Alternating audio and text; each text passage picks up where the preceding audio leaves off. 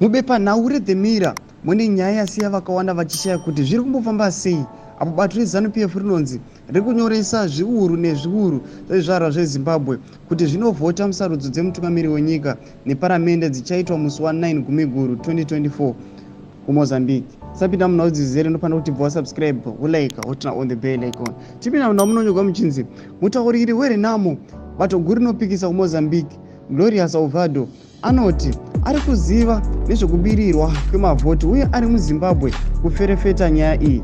Salvador anonzi akati bato rake rakatove nehumwe humbowo hunotsigira urongwa hwokubirira.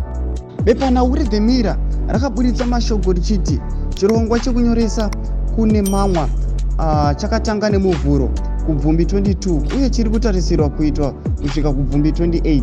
Ndo mashoko ari kubuda panapa zvinzi aiwa mubepanhau iri reThe Mirror muri kubuda mashoko ekuti aiwa ZANU-PF iri kurejista maZimbabweans akawanda mathousands kuti vanokwanisa kunovhota kuMozambique, asi kuri kunzi aiwa iyi ndo rigging inoda kwokuti vanhu vemuZimbabwe vari kunzi vanodetseredza kunoti ruling party kuMozambique inowina, asi opposition leader weko aiwa ari kunzi ari kuZimbabwe achiferefeta nyaya iyi kuti agona kuti aiwa maelections aya zvekuchokwadi ari kurigiwa.